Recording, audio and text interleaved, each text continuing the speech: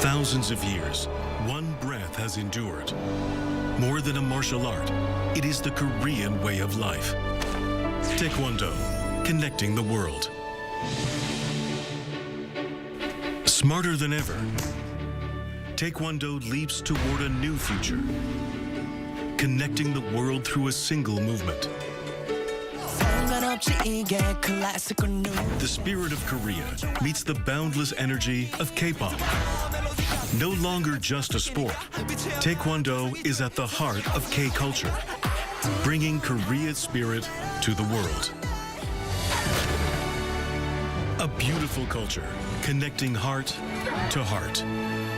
We now strive to safeguard Taekwondo's community training culture as a treasured heritage for all humanity. The pride of Korea, Taekwondo.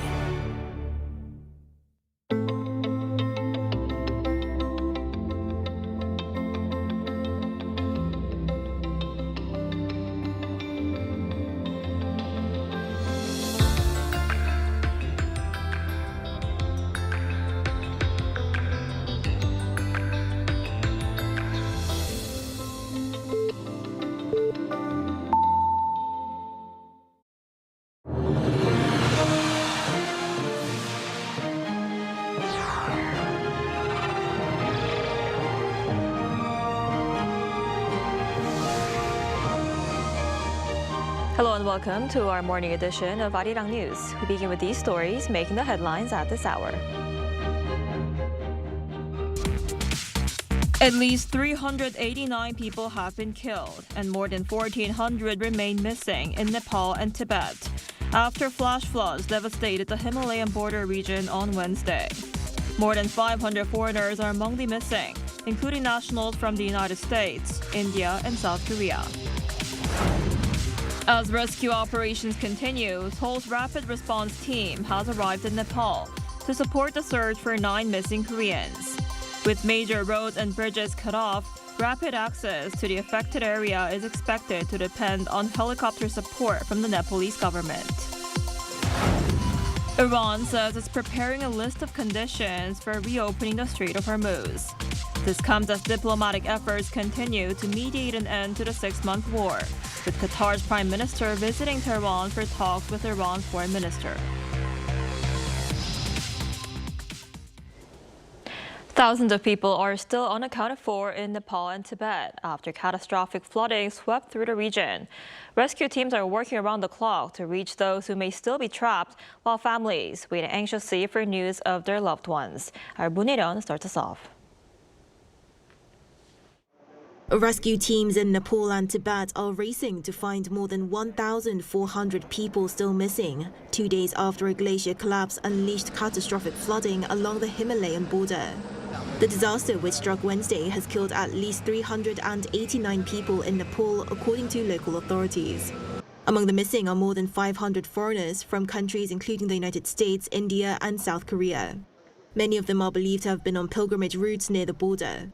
Officials expect the death toll to rise as search teams comb through mud-covered villages downstream. For families of the missing, the wait has been agonizing. Chimindi Straster's 26-year-old son was driving a truck when floodwaters hit. She says she hasn't heard from him since.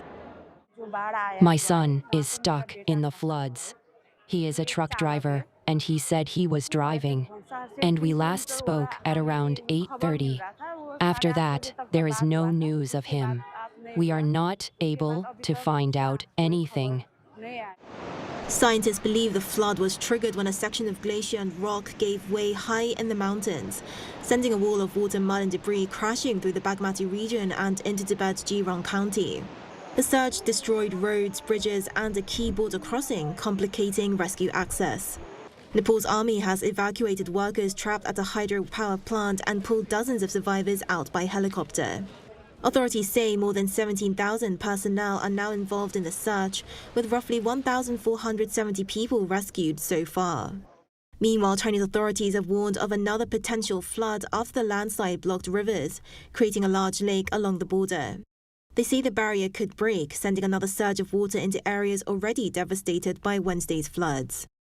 문혜련, Arirang News. So as Nepal races to locate hundreds missing following flooding on Wednesday, the Korean government is also mounting its own emergency operation for 9 nationals whose whereabouts remain unknown. Our Oh Soo-young has the details. An 11-member Korean government rapid response team has arrived in Nepal as 9 Koreans remain unaccounted for following severe flooding. The team reached Kathmandu on Thursday local time, led by Im Sang-woo, the government's representative for overseas Korean protection and consular affairs.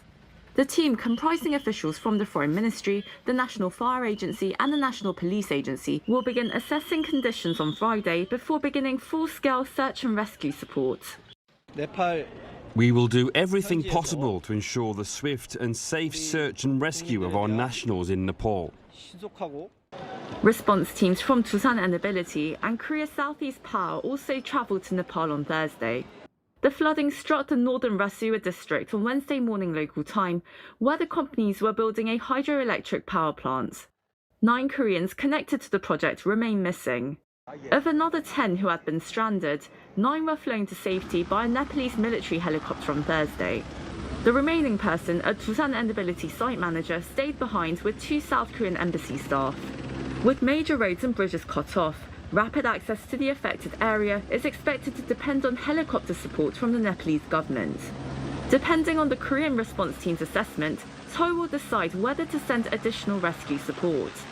On Thursday, Foreign Minister Cho Hyun, during a phone call with his Nepalese counterpart, said Seoul is considering deploying a Korea disaster relief team to support wider relief efforts. Cho also announced $1 million in humanitarian assistance for Nepal's emergency response and early recovery. He requested Nepal's active support in locating the 9 Koreans out of reach and coordinating with the response team. The government says it has received no further reports of Koreans unaccounted for, but is monitoring the situation closely as Nepal is a popular destination for Korean travellers. The Foreign Ministry announced Friday the appointment of a new ambassador to Nepal, Park Jae-kyung, who has served as Director General for ASEAN and Southeast Asian Affairs, and most recently Ambassador to Zimbabwe. Oh Soo-young, Arirang News.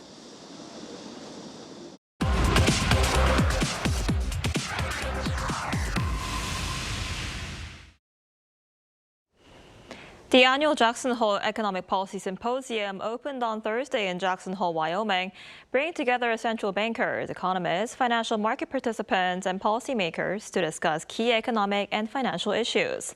The event has served as the backdrop for a number of speeches that have shaped monetary policy and financial markets. For more on this, we're joined today by Greg Bushak, Professor of Finance at Stanford Graduate School of Business at Stanford University. So, Professor Bushak, thanks for coming on. A lot of attention is now focused on what Kevin Warsh will say at the Jackson Hole Symposium.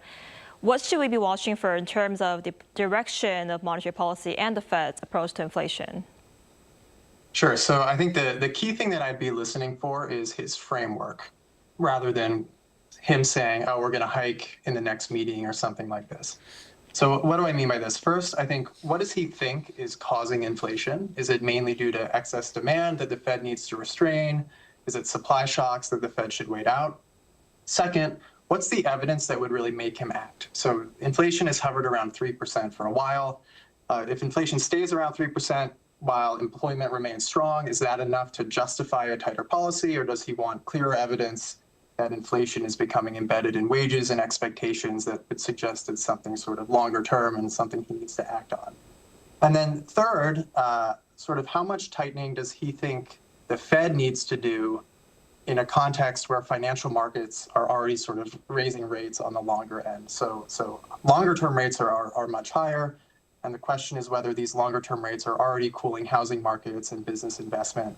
And if that's going on, Warsh may see less need to raise short-term rates immediately. So again, I wouldn't focus too much on whether he says, oh, we're going to hike in September. I think that the bigger question is what's his policy function? What's worrying him, what's he's watching, and what would cause him to tighten or loosen policy. Right, and the Fed is still sharply divided over a possible rate hike, right? That's right, yes. Right. So how might the inflation, the current situation with the current economic situation determine the Fed's next steps? Sure. So I think, one way to think about what's going on in the U.S. economy right now is there's a lot of sources of demand kind of competing for the same real resources. And that just makes price go up.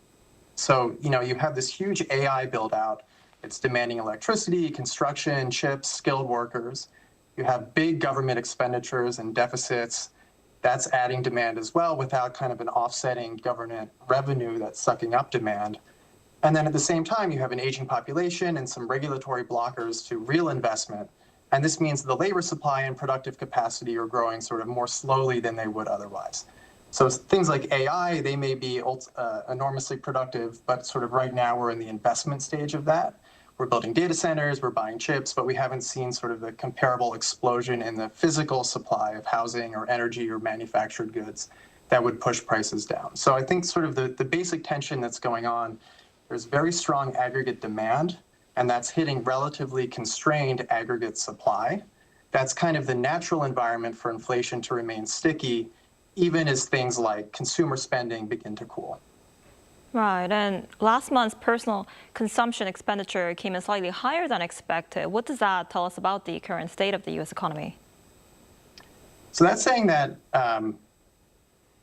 the Fed is targeting a 2% inflation rate over the long term. 3% is above that, and we've been above that for a pretty long time. So that's really saying this level is higher than what the Fed wants. Labor market is still resilient, consumer spending is still resilient, but this is all sort of happening in the context of big investment and big government deficits that are sort of pushing up aggregate supply. I see. And tech stocks lifted Wall Street after Nvidia said it forecast a 70% jump in revenue in the next fiscal year. Now, the market for AI computing is expanding rather than peaking. Will this help reassure investors who have questioned how long this AI spending boom can last? Yeah, I think so. And this is also a big part of the inflation story as well. Nvidia is basically saying our customers still want vastly more computing power. Now, as for whether there's a bubble, I think there's kind of an important distinction to think about here. So Nvidia's results tell us that people really want to use the technology. It doesn't necessarily imply that the technology is being put to a very productive use or that it will ultimately make money for different parties in the economy. So for the first point, frankly, if you've used it, the technology is really, really good. It keeps getting better. And I think we will see real productivity gains from it once we see sort of a build out of this and a way for this to percolate into the real kind of physical economy. Now, for the second point, it's not clear who ultimately in the economy is going to capture these gains. There's the hardware providers like Nvidia or SK Hynix, the AI labs like OpenAI or Anthropic. They may capture a large share of the rents. On the other hand, there's increasing competition on both fronts from China, from open source models, and things like this could translate into the benefits being widely distributed, captured by businesses, consumers who are ultimately using the tools. So I think, if the question is AI demand real? I think the evidence is increasingly yes. But the question of, are we in a bubble? What's going to happen to asset prices? That's really about who captures the economic rents. And there could be big AI losers, even if the technology itself is very successful and widely adopted. I see. All right, Professor Bushak, thank you so much for coming on today. We appreciate it. Thanks for having me.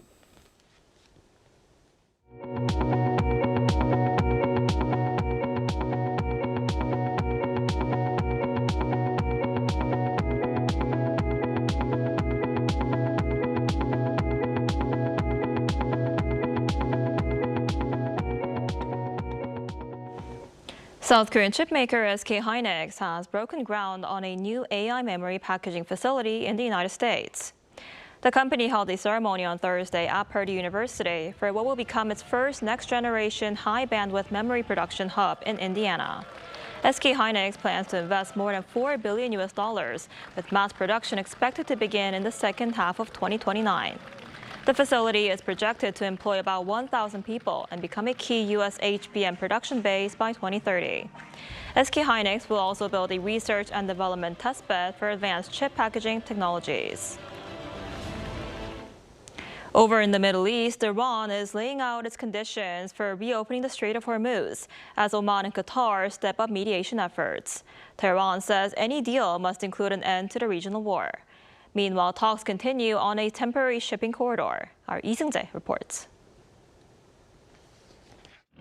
Iran is preparing a list of conditions for reopening the Strait of Hormuz as regional mediators intensify efforts to ease tensions and restore shipping through the key waterway.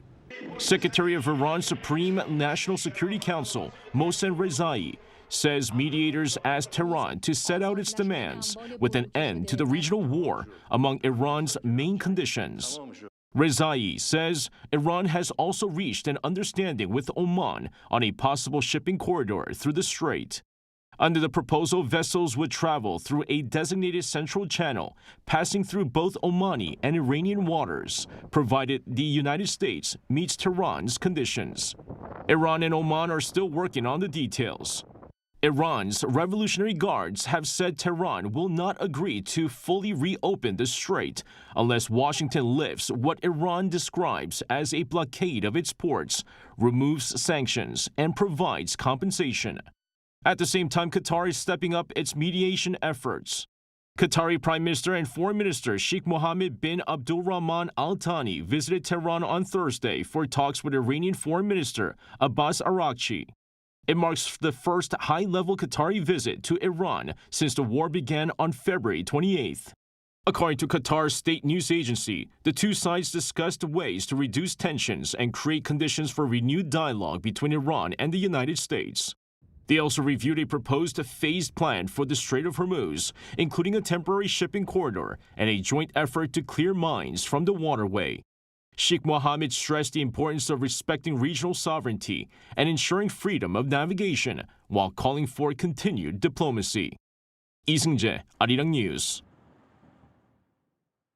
Mobile supermarkets are bringing groceries to Korea's rural areas, helping older residents who have limited access to nearby grocery stores. Our Baek Ju-hee reports.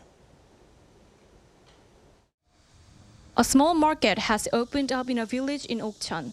It's a one-ton truck modified into a supermarket, with its shelves stocked with food and other daily necessities. As it settles in, villagers start coming out to see what's on offer. Today I got flour and rice too. They bring it right to us, so I'm grateful. We old people can't get out, so we're always waiting for them. This is Hyangsu Mobile Market, and it comes to villages where buying groceries used to mean a trip of 30 minutes or more. The older residents are really happy with it. Before, buses were hard to get on and didn't come often, and many of them have trouble getting around. Now the truck comes right into the village, and they'll even carry it to the door. Since July, the truck has made the same rounds through 10 villages every few days, and shoppers pay with a rural basic income card worth 150,000 won, or about $108 a month. Okcheon is a region facing depopulation, so there just aren't many stores left. We started the mobile market at our center to help boost local spending. We're trying to do our small part to bring people back and get the local economy moving again. Nationally, fewer and fewer people in the countryside can buy groceries close to home. By 2025, only 22.5% bought them inside their own village, down 12.6 percentage points from 2014. When you combine a shrinking population with older residents eating less, total food demand in these areas falls. That's why so many businesses and supermarkets have closed down and disappeared, leaving these communities without access to the goods and services they need. With demand too thin to keep a store opened, the government has been filling the gap, funding mobile markets since 2024 with 9 counties running them as pilot sites. It now plans to bring in more local governments and offer expert consulting to help each one draw up its own operating plan. And on Wednesday, Parliament passed a revision to the country's farming and food law that makes food access a legal responsibility of the government and requires the Agriculture Ministry to survey the problem every 5 years. The government plans to expand the mobile market programs to more counties in the coming years. With new measures on the road, the hope is that more villages like the ones in Okcheon will have somewhere to shop, whether that's a store on the road or a truck that pulls up at the door. Baek Ju-hee, Arirang News, Okcheon. Last week, a container ship left Korea's southern port of Busan, heading north to test an Arctic commercial route that could cut sailing time to Europe. Our political correspondent An Sung-jin sat down with the mayor of the port city to hear how he plans to make Busan a global hub, from Arctic shipping to tourism. Busan, Korea's second largest city, is home to more than 3 million people. Located on the country's southeastern coast, the city is seeking to expand its role as a hub for both maritime industries and tourism. At the center of that vision is a push to establish Busan as Korea's maritime capital. What Korea needs is a new growth center outside the Seoul metropolitan area that can compete with the capital on equal footing. By doing so, we can move to a more balanced, multi-centered economy. The mayor of Busan says this transformation will build on opportunities already emerging, including the Northern Sea Route, a shipping highway through the Arctic that is a potential shortcut for global trade between Asia and Europe as polar ice melts. The Pan-Star Accra container ship departed from Busan on August 22nd, marking the first time a Korean container ship makes a journey. The round trip is expected to take about 40 to 45 days. 그럼 이제 말씀하신 대로 사실 이번에 그 시범운항으로 출발한 아크로호를 언급 안 할 수가 없을 것 같은데 이제 앞으로 그걸 이제 시범운항한 걸 토대로 좀 어떤 계획이라던가 구체적인 좀 준비 단계를 밟고 계신가요? Once the ship returns, we'll have a lot of valuable data from the optimal routes to water depth, ocean currents, weather conditions, and the movement of polar ice. We need to keep building that database to help us collect the expertise and technology we need, which would give Busan a real competitive advantage in Arctic shipping. The Arctic route is just one part of Busan's broader ambitions. Ton, who previously served as Minister of Oceans and Fisheries, also says the city is preparing to host the 2028 United Nations Ocean Conference. Beyond shipping and ports, Busan's beachside district of Haeundae has been designated as Korea's first global tourism special zone, and the city looks to build on that momentum. We look to significantly expand the tourism budget for next year to invest more heavily in tourism infrastructure, content, and experiences so tourists have even more reasons to come back. I had immediately set up a tourism task force after taking office, and our goal is to make Busan a tourism city that represents not only Korea, but the world. For Mayor Chun, the vision is clear. Make Busan a maritime capital, a global tourism destination, and ultimately one of Korea's next major growth engines. An Sung-jin, Arirang News, Busan.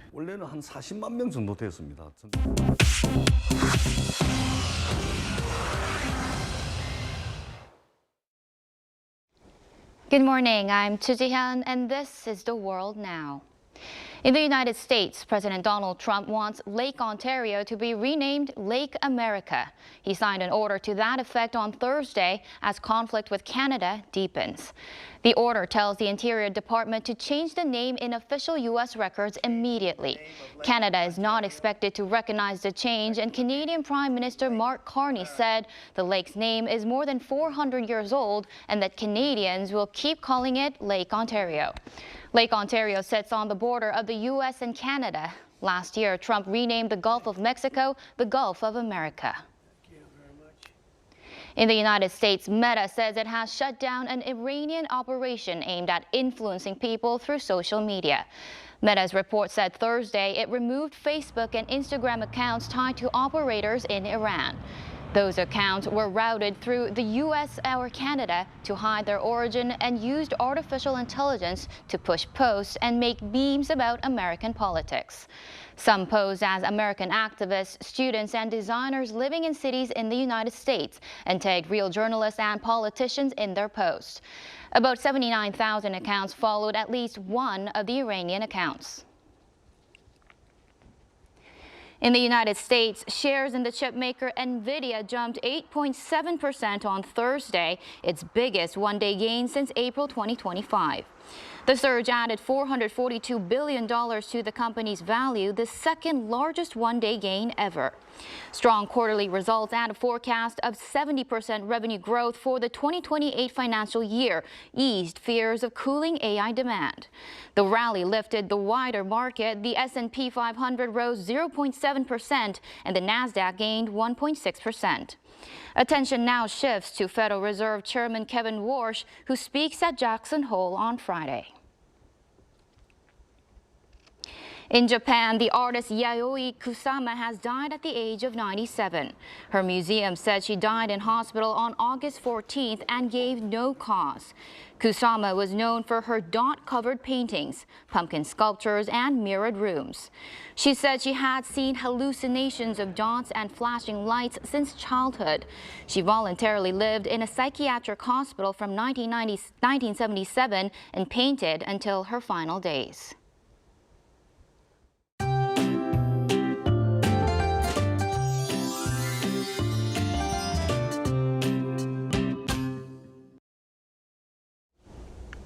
Conditions are about to lean towards cooler conditions with rain and showers in the forecast. Southern provinces will see heavier rainfall today due to warm southerly winds carrying extra moisture to rain clouds.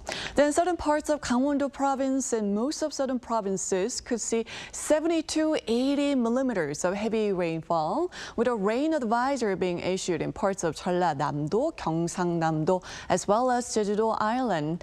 Then some passing showers are in the forecast for the capital area. Today's rain will provide relief from the heat, and especially those in southern provinces will notice the difference. But Seoul will be as hot as yesterday, topping out at 32 degrees Celsius. Daegu, Busan, Gwangju will make it to 31 degrees this afternoon.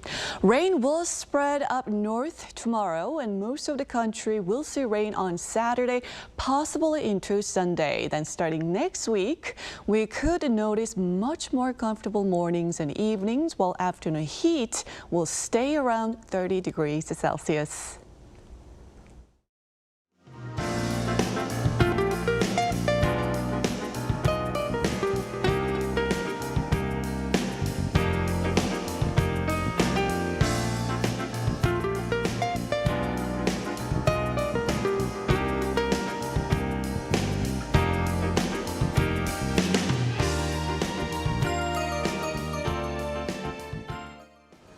That's all we have for this morning. Arirang News will be back at noon Korea time. Thanks for watching.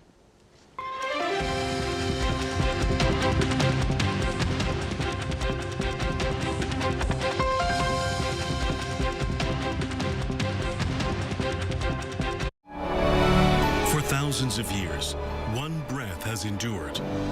More than a martial art, it is the Korean way of life. Taekwondo, connecting the world. Smarter than ever, Taekwondo leaps toward a new future, connecting the world through a single movement. The spirit of Korea meets the boundless energy of K-pop. No longer just a sport, Taekwondo is at the heart of K-culture, bringing Korea's spirit to the world. A beautiful culture, connecting heart to heart. We now strive to safeguard Taekwondo's community training culture as a treasured heritage for all humanity. The pride of Korea, Taekwondo.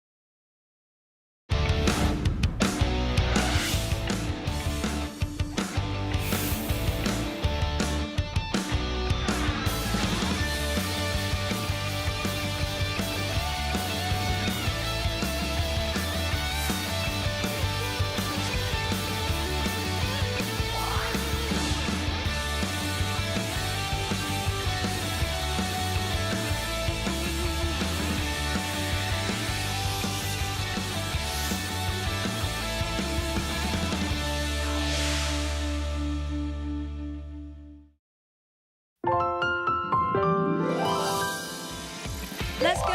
Simply K-pop! 저희 아우벌세이만의 통통 튀는 에너지와 매력을 느끼실 수 있는 곡이라고 합니다. 네, 시나리오는 저희 이번 정규 3집의 주제에 맞게 동화를 써내려가는 작가로서 한번 주제를 담고 써 내려가 봤습니다.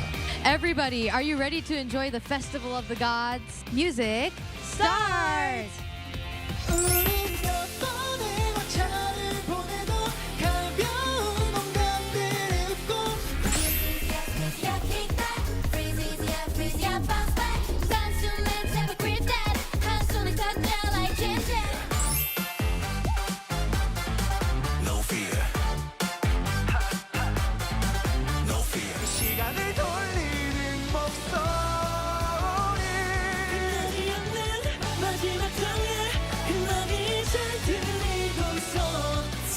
For this week's Simply K-pop. Don't Miss Out!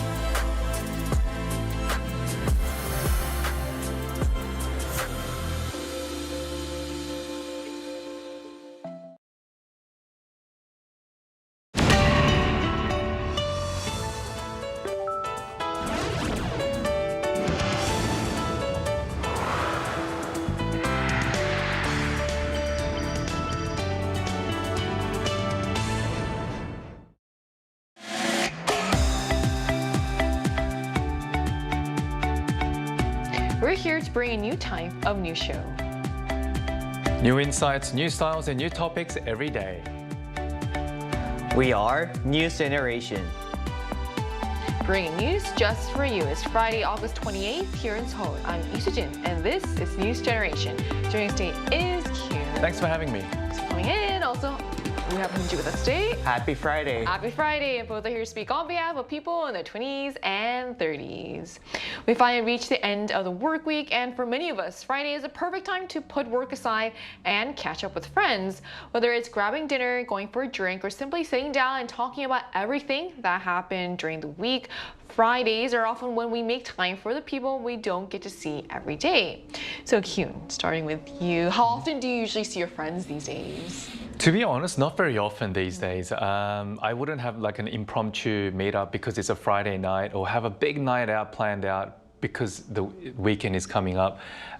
It's become quite the opposite these days because I like to just relax at home and take things easy and like kind of just wind down. Now I play soccer on every Sunday morning, early in the morning, so I actually have like I try not to have like a long Saturday night. Now on Sundays I have work on Monday, so I don't want to, go out too hard as well on Sunday. So basically I either have Friday or sometime during the weekday. But when I have work the next day, again, I try to take it easy because I'm not in my 20s anymore. So I've become a completely different person ever since I hit my, I guess, mid-30s.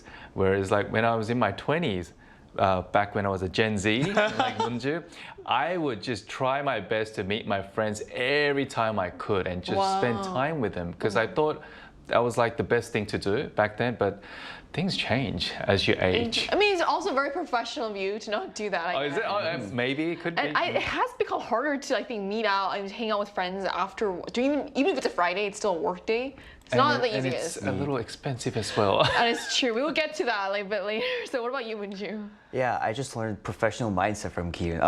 Anyways, personally, I think it really depends on my schedule, whether I meet my friends often or not.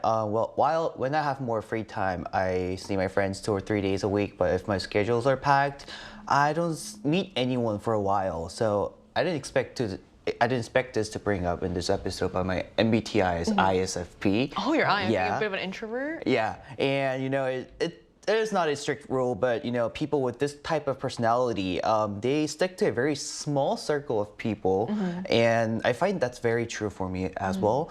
Even if I hang out with friends very often, I only hang out with the same friends in the same group. So I think that's how I usually meet up with my friends, maybe. And I think I do recall you talking about specifically one friend. Yeah, so you like to keep your social circle small. So I mean, it's interesting because it shows that having a smaller social circle doesn't necessarily mean seeing your friends less. It can also mean investing more time in a few people you're genuinely comfortable with, genuinely share a bond with. And this seems to be the trend these days, apparently. So we're going to talk more about this, but first, let's take a look at the screen.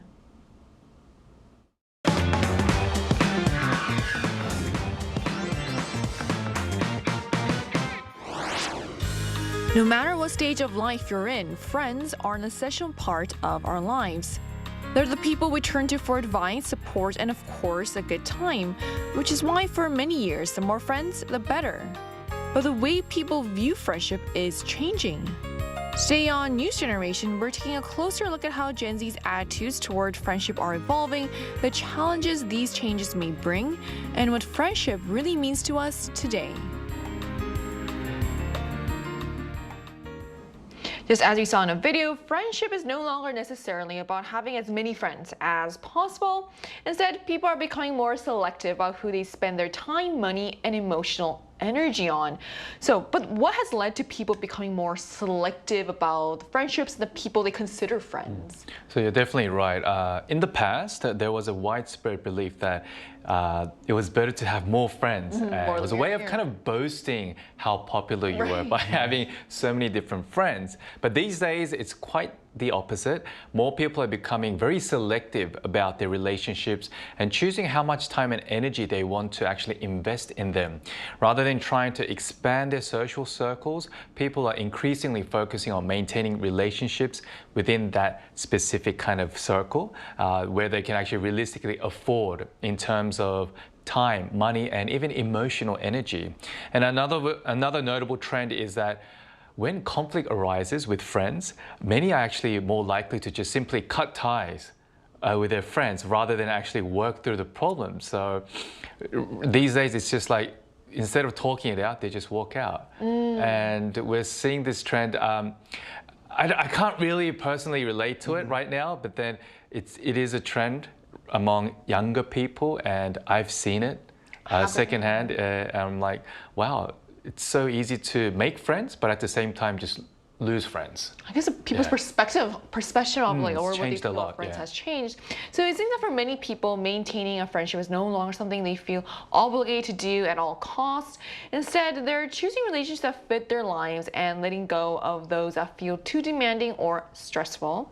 And this shift is also changing how people feel about being alone. So why is being alone no longer seen as something to be ashamed? Because like you mentioned before, it used to be something to be boastful of, having a lot of friends, but now there's less of that. So why is this the case? Yeah, definitely. In the past, it was always the more the better, right? But these times, people often felt ashamed, I think, in the past because, it kind of made them like to be thought about that they're antisocial or like they have some underlying issues regardless of like friendship relationships. But that's no longer the case these days. I think spending time alone has actually become a major trend, and there is an abundance of content online showcasing people enjoying their like single activities, solo activities maybe. And I believe this cultural shift is closely tied to a broader change in how we perceive those kind of solo activities. Maybe, rather than posting, daily vlogs of themselves out with friends, enjoying lavish meals or enjoying coffee just with so many group of people, people today are much more enthusiastic about just showing their daily life of, binge watching TV programs or just killing their time on their bed, right? So I think this kind of flood of this SNS maybe kind of helped public perception shifting a gear to these days how we are shifting how we are perceiving. So I think while being alone used to be viewed a pity or seen as a sign of loneliness, it's now widely regarded as admirable. I think lifestyle choice that allows you to truly focus on yourself. So in the past, not having friends or spending time alone could be seen kind of almost embarrassing at times. But today, doing things alone is increasingly viewed as a way to enjoy your own company and focus on yourself, and even something worth sharing online.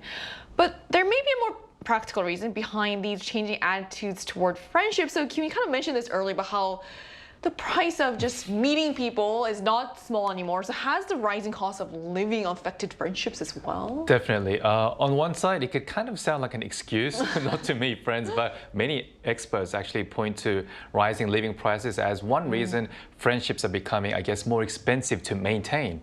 The trend has even given rise to a new term, friendflation, believe it or not, referring to the growing cost of socializing with friends. Now, if you take a look at the screen, in a survey of Gen Z conducted by a Korean part-time job portal, 93% of respondents actually said they felt financially burdened by the cost of meeting friends, while 89% said they had cut back on how often they socialize.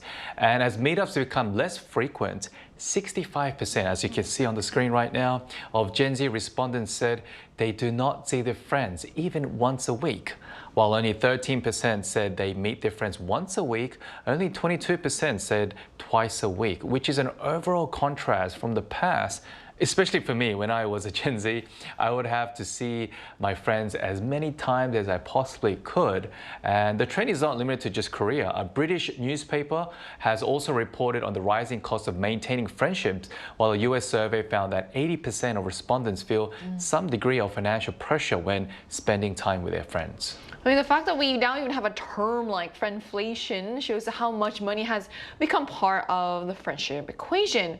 And money isn't the only thing changing the way we maintain relationships. Technology and individualism may also be making it easier to walk away. So how has social media impacted our relationships and the way we view friendships, Minju? Yeah, the growth of, digital world maybe and growing individualism are definitely major factors that we are experiencing these days.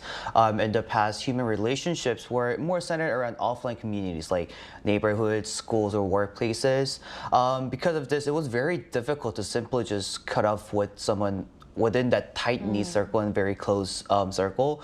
But however, as society leans towards more individualism and relationships become more fragmented online, people no longer feel the need to maintain connections that cause stress or even emotional drains. So if you take a look at our screen here, a recent survey in the US revealed that 60% of Gen Z respondents have intentionally cut ties with someone, and while millennials had 50% and Gen X was actually 38%. So this is a significantly higher figure if you compare it with the other generations. So I think this is kind of a very notable trend that we are seeing these days. Right. So in the past, friendships were often tied to physical communities like school, work, or the neighborhood. So ending a relationship could affect your entire social circle. But today, with so many relationships existing online, it may feel much more easier to simply stop responding and move on if something doesn't fit your life or your lifestyle. So we also want to hear from our viewers. So we've asked on the Arirang News YouTube channel, if you don't meet up with friends often, what's the main reason? So here's what the results showed. So the biggest reason was emotional exhaustion, with 40% of respondents saying they simply don't want the emotional drain that can come with socializing. Another 33% said they have plenty of other things to enjoy, while 27% said meeting friends is simply too expensive. So judging by the results, for many of our viewers, it seems that friendship isn't necessarily about having more or fewer friends, about deciding where their time, energy, and money are worth spending on, which is relatable and what we've been talking about. And also to get a Gen Z perspective on how friendship is changing, we're going to speak with a special guest from the US. And that conversation is coming up right after the break, so don't go anywhere.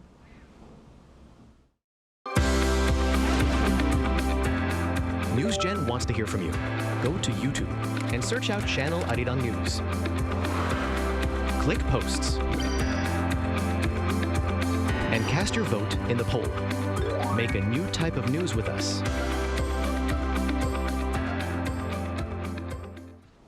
We're joined now by India, a Gen Z guest from the US. So hello, India. Thank you so much for connecting with us today.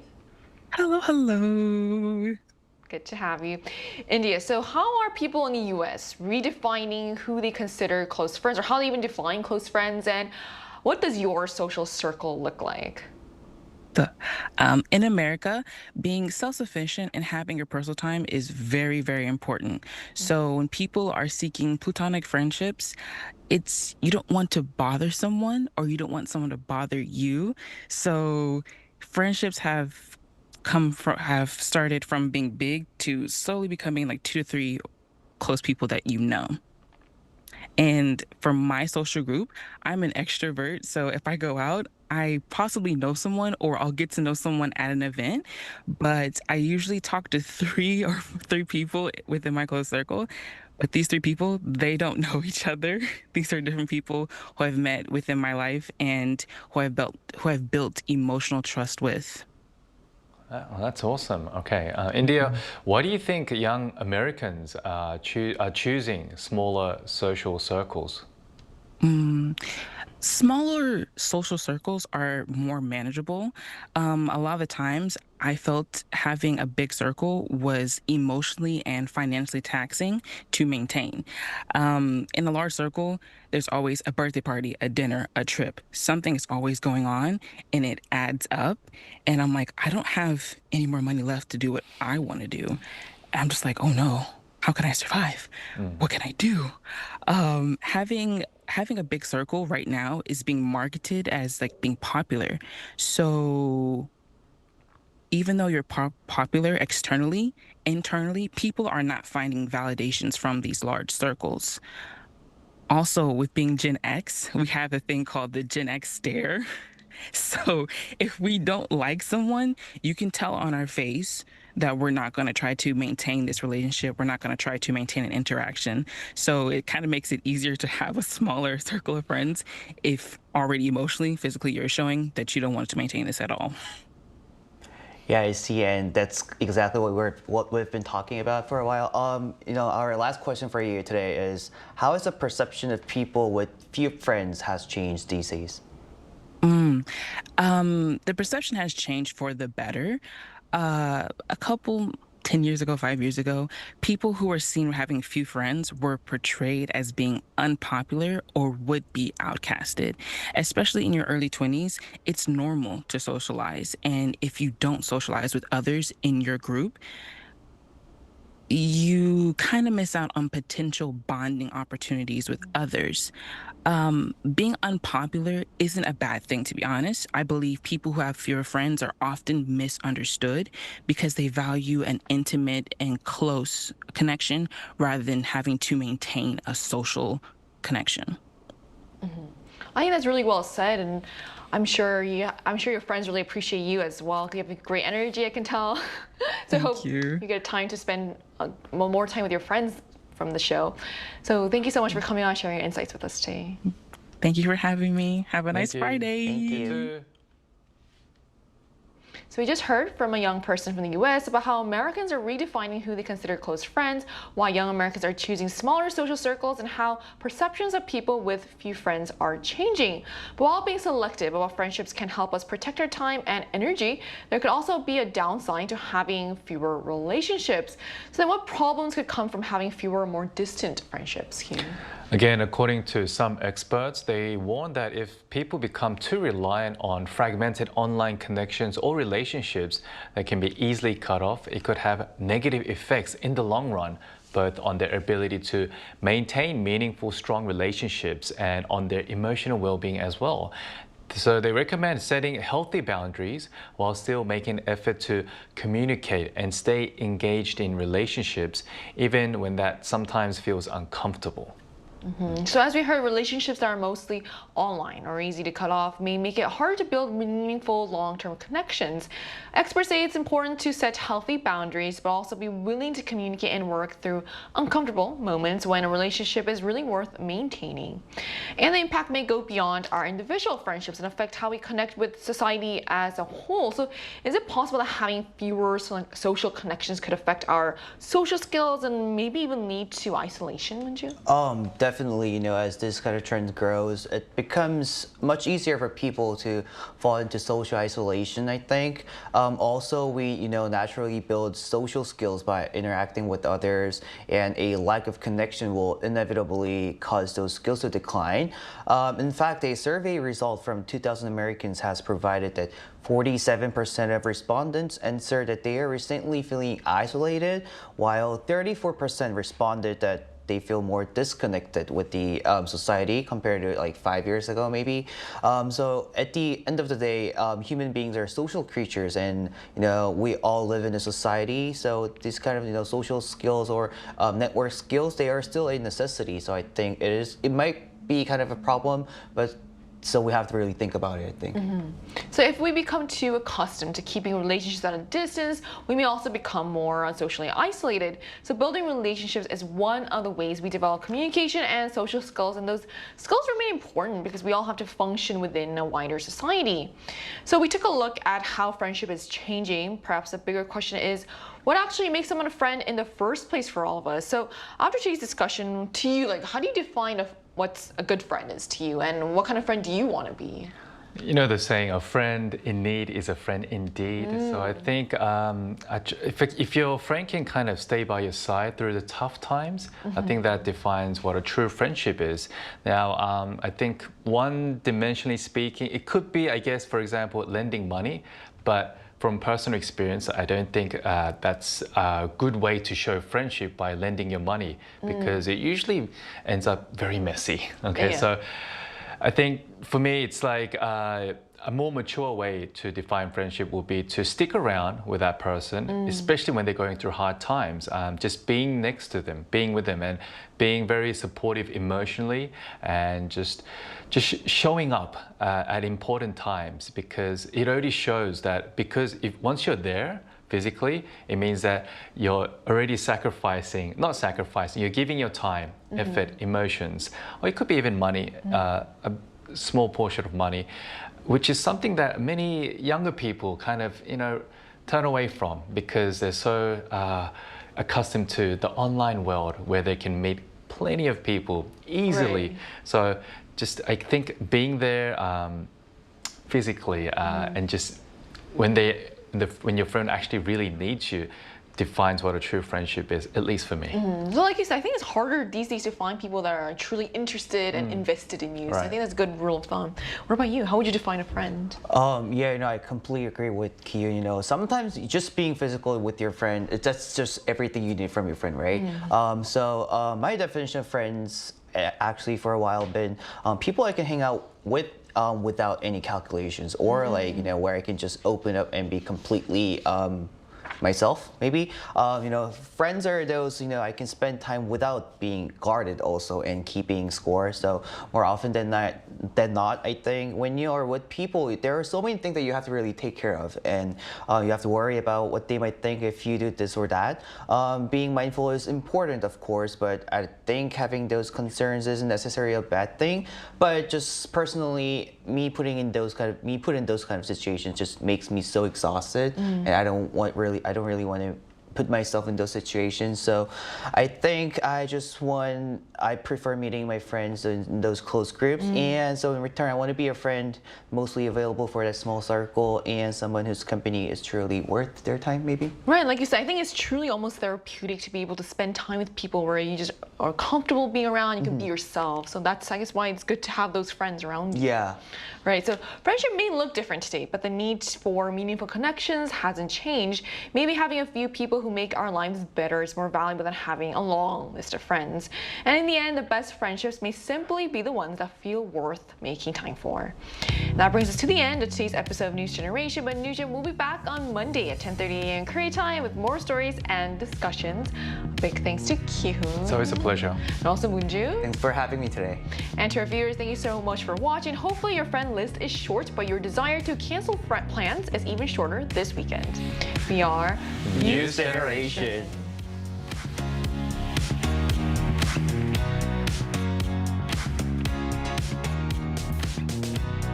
라면 먹고 싶어. 나 라면 먹고 싶어요. 매끈매끈하다, 매끈매끈한. 뿅뿅하다, 뿅뿅한. 왔니? 왔어? 고객님 왔냐고? 사람이 몸에 좋은 약초. 라면이에요? I'm eating this right now. Let's go. 할머니! 아카니 시고. 아카니 시고. 아카니 시고.